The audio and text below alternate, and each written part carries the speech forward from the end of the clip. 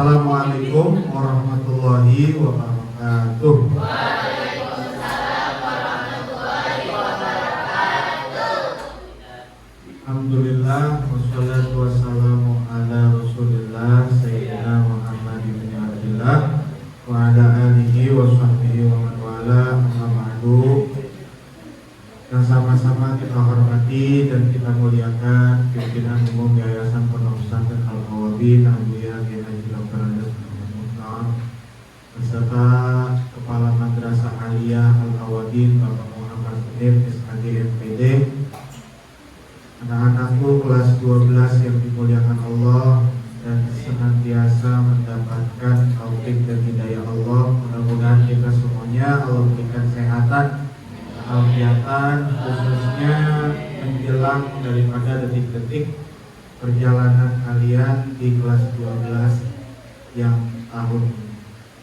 Kakak-kakak dari Universitas Bina Sarana Informatika Depok yang dimuliakan Allah Subhanahu wa Ta'ala, yang tergabung di dalam kelompok observasi dan sosialisasi di kampus BSI. Alhamdulillah pada kesempatan pagi hari ini kita mendapatkan tamu ya dari kakak-kakak BSI di madrasah kita, dan kita ucapkan selamat datang, ahlan wa sahlan wa marhaban. Kami ucapkan terima kasih yang seluas-luasnya kepada kakak-kakak sekalian, yang kemudian mohon maaf apabila ada beberapa layanan ya, tempat dan sebagainya yang kami kurang bisa maksimalkan secara baik. Dan untuk selanjutnya nanti mungkin akan dilanjutkan oleh kakak-kakak ya, diantaranya nanti kita akan mendengarkan daripada presentasi materi komunikasi yang akan disampaikan oleh sekalian. Ya, intinya pertemuan hari ini jadikan pelajaran dan ilmu berharga buat kita semuanya. Ya, ambil ilmunya, catat hal-hal yang nanti akan disampaikan oleh kakak. Terima kasih. Assalamualaikum warahmatullahi wabarakatuh. Waalaikumsalam warahmatullahi wabarakatuh. Dari kalian semua ada yang udah tahu belum sih apa itu public speaking? Coba satu orang deh, siapa yang mau jawab, ngejelasin sedikit aja apa itu public speaking?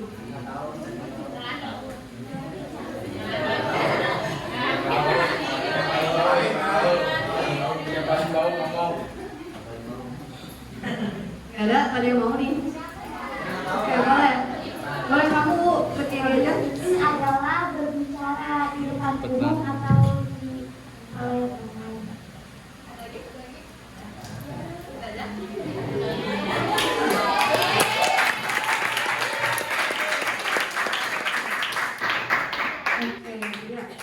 Benar kata siapa tadi namanya? Sherry. Benar, public speaking itu berbicara di depan umum, betul. Oke, lebih lengkapnya dari sini. Apa itu public speaking? Public speaking adalah kemampuan berbicara di depan umum dengan tujuan menyampaikan pesan, gagasan, atau informasi secara efektif. Keterampilan ini tidak hanya dibutuhkan oleh pembicara profesional, tapi juga penting bagi setiap orang dalam kehidupan sehari-hari. Karena komunikasi public speaking itu nggak hanya dengan omongan ternyata teman-teman, bisa juga dari pergerakan, bahasa tubuh, komunikasi itu banyak. Nah, jadi kita di sini mau menjelaskan gimana sih public speaking yang baik untuk anak-anak di era Gen Z, milenial yang saat ini sedang bertumbuh. Apalagi sekarang eranya kalian ini kan era digital, semua serba di digital gitu kan. Jadi gimana caranya kita memanfaatkan apa yang sudah ada sebaik mungkin. Oke, pentingnya public speaking di era digital untuk generasi muda. Public speaking di era digital adalah tindakan komunikasi untuk berbicara, mengajarkan atau mempresentasikan ke audiens di dunia maya secara langsung, live atau rekam melalui platform seperti webinar, live streaming, podcast, video pendek, atau presentasi daring. Fokusnya bukan hanya kehadiran fisik di panggung, tapi juga jangkauan lintas waktu dan wilayah serta interaksi daring. Seperti yang tadi udah aku bilang, di era yang sekarang ini kan kita semuanya serba digital ya. Di sini teman-teman udah ada yang main sosmed gak? Gak ada? Gak sama sekali? Serius?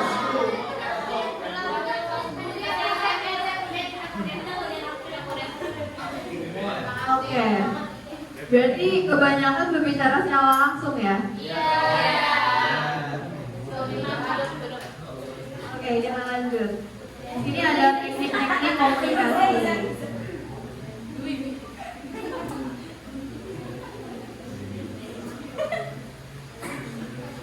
Teknik komunikasi di sini yang pertama ada kenali audiens. Apa sih kenali audiens itu? Ada yang tahu nggak? Kenapa kita harus mengenali audiens dulu di dalam teknik komunikasi? Biar nyambung, betul. Oke, jadi sedikit penjelasan kenapa kita sebagai orang komunikasi ini mau belajar komunikasi lebih lancar. Kenapa sih kita harus kenali audiens dulu sebelum bicara di depan mereka? Penting untuk kita memahami siapa audiensnya, gimana karakter mereka, supaya benar tadi. Siapa yang ngomong biar nyambung? Ya, benar. Biar apa yang kita bicarakan bisa nyambung, betul. Satu contoh. Misalkan kita lagi berkunjung ke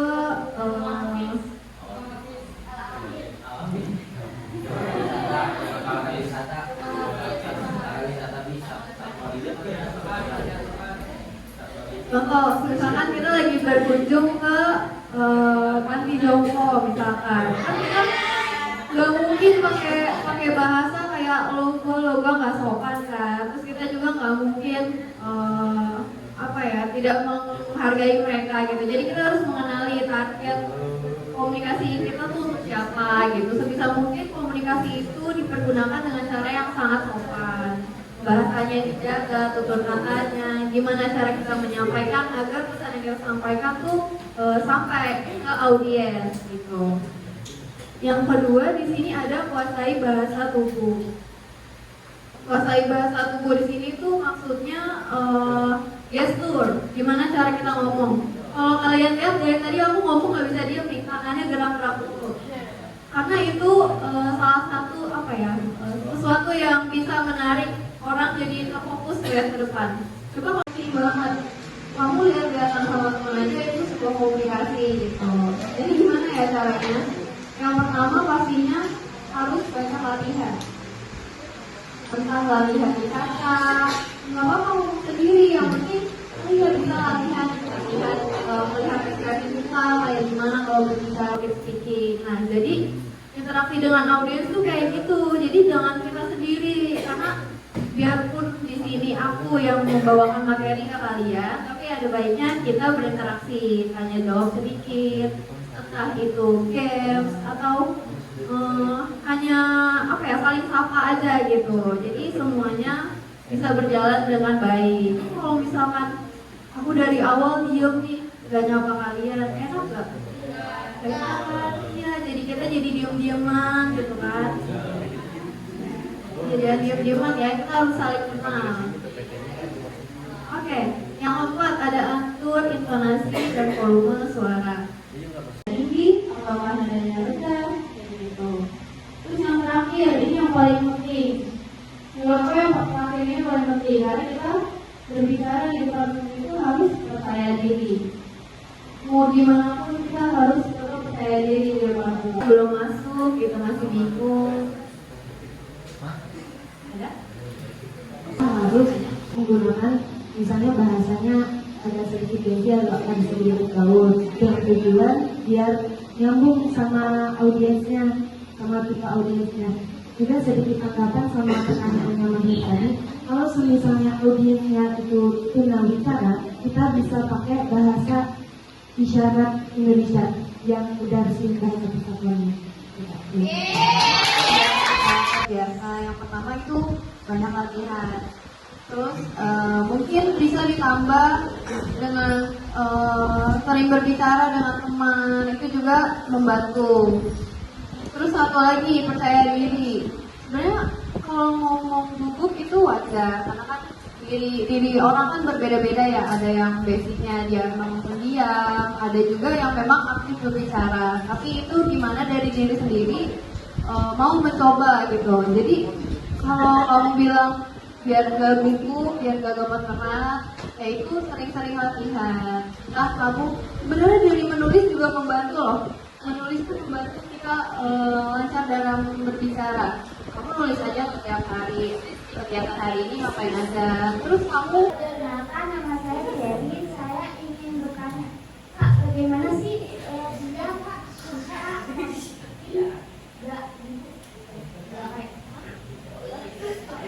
terima kasih pertanyaannya.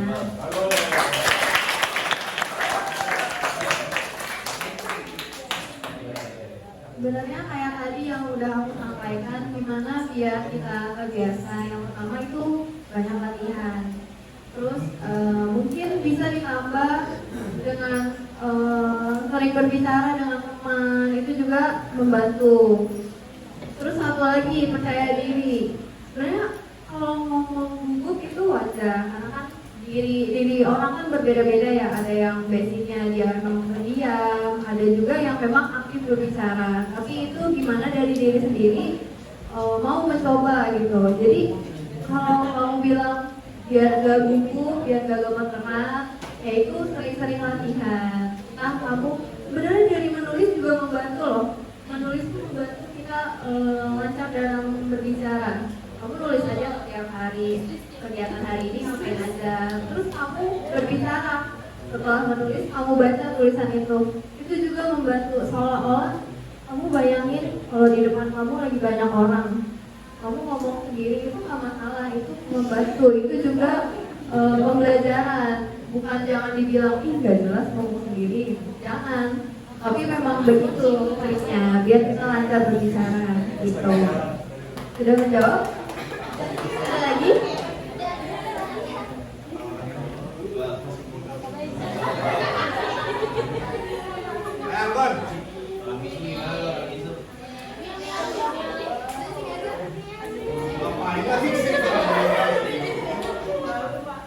Assalamualaikum warahmatullahi wabarakatuh.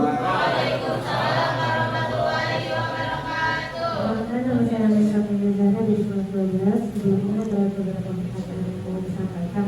Tadi kan katanya sempat bilang kalau public speaking itu bisa disampaikan lewat gerak tubuh kayak gitu kan. Itu yang pertama. Yang dimaksud itu gerak tubuh yang bagaimana? Kalau yang kedua, tadi juga kakak sempat bilang lewat menulis itu bisa membantu buat melatih public speaking kita.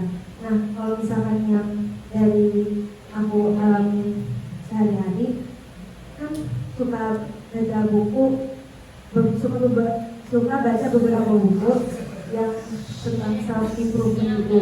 Nah, itu dari tatanan bahasanya kan nggak terlalu baku kayak di diksi novel atau bagaimana gitu. Nah, itu juga termasuk di dalam public speaking atau bagaimana? Karena di dalam public speaking yang tadi pun kan tujuannya ada untuk menyampaikan gagasan seperti itu. Terima kasih.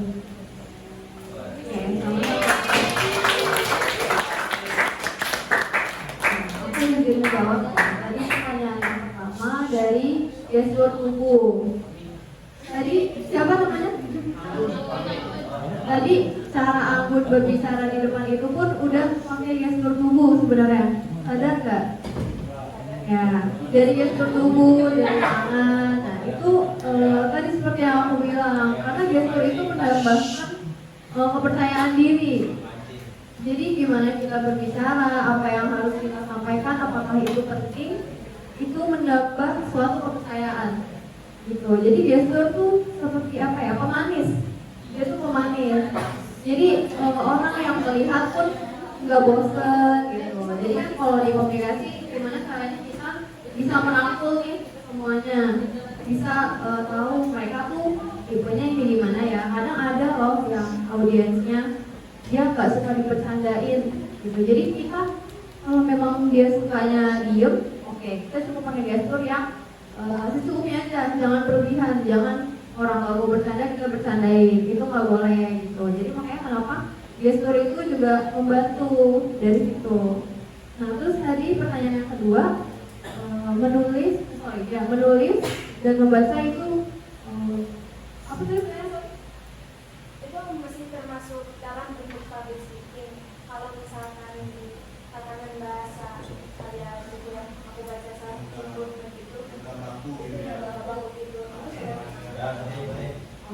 Sebenarnya masalah bahasa baku dan tidak baku itu tidak dipermasalahkan di public speaking.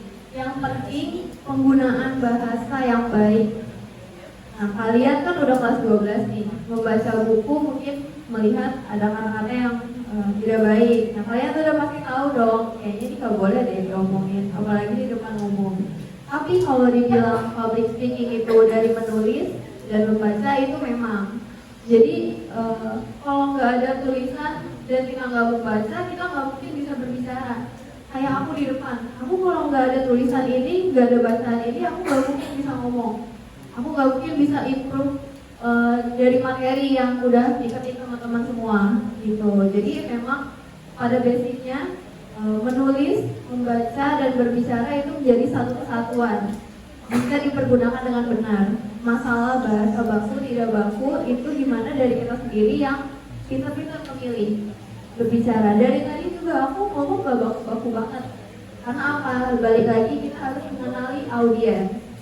Karena kalau kita terlalu baku mungkin jadi monoton gitu. Terkecuali memang materi yang disampaikan harus menggunakan bahasa yang baku. Itu berbeda. Jadi gimana kita pintar-pintar memilih dan memposisikan diri kita sendiri gitu. Sudah terjawab? Berarti kalau misalkan belajar dari kita itu bukan termasuk public speaking, tapi dia maksudnya kan bagaimana cara penyampaian itu public speaking. Ya betul, jadi dia tambahan pemanis. Jadi kalau orang yang gugup itu berbicara kelihatan, mereka nggak mungkin berani mengekspor jalan-jalan ke sana ke sini gitu. Biasanya orang yang gugup tuh cuma diem aja, diem cuma menyampaikan ini gitu. Gak mungkin mereka sakit gitu. Jadi tambahan dari gestur itu justru yang bikin penonton tuh menarik gitu melihatnya. Jadi mereka nggak bosan. Gitu ya. Ada lagi?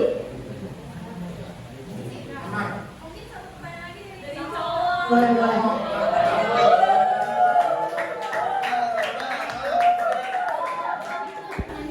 Boleh maju dong. Ke depan kenalan dulu.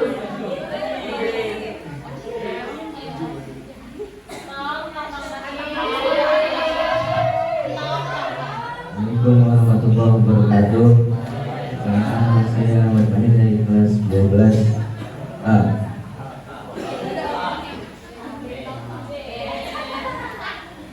Saya ingin bertanya bagaimana jika kita berinteraksi dengan manusia yang gugup, apakah itu menggunakan bahasa tangan atau bisa? Bisa.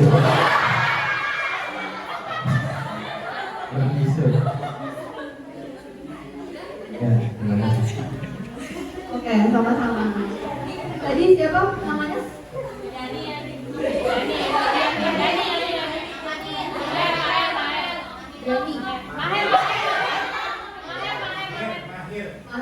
Mahir, oke. Jauh banget ya tadi kemarin. Oke. Jadi pertanyaan tadi gimana cara kita berkomunikasi dengan orang yang bisu, tidak bisa berbicara maksudnya. Oke. Sebenarnya tadi kan dari gestur tangan juga udah bisa dilihat. Contoh, nggak usah pakai tangan deh, dari mata aja kalau menunjuk, gitu. Kalian tahu nggak? Tuh.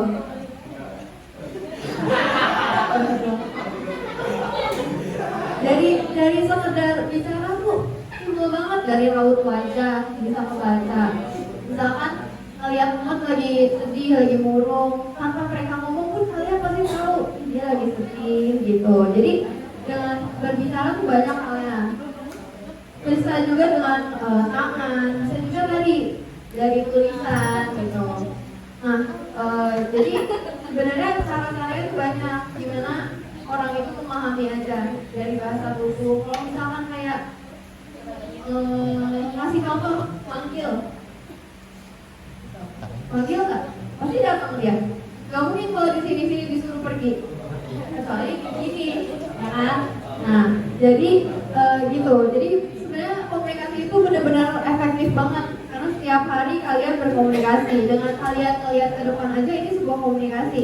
Mungkin bisa dilihat ada yang mukanya bingung, ada yang lagi senang hari ini. Itu komunikasi gitu.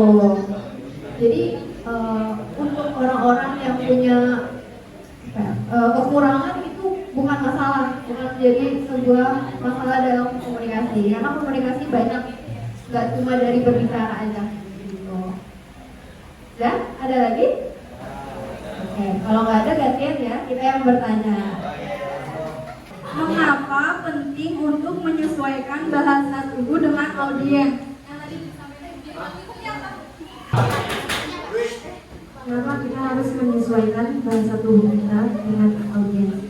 Sesuai tadi yang udah dijelasin sama kakaknya.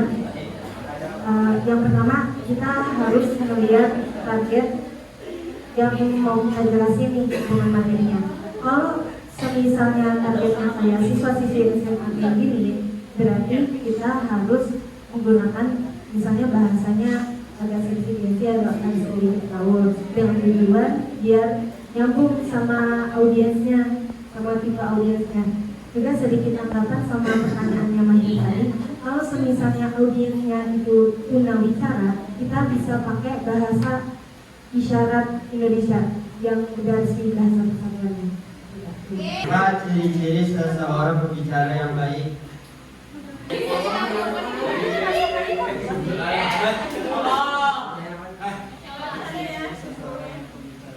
Assalamualaikum warahmatullahi wabarakatuh.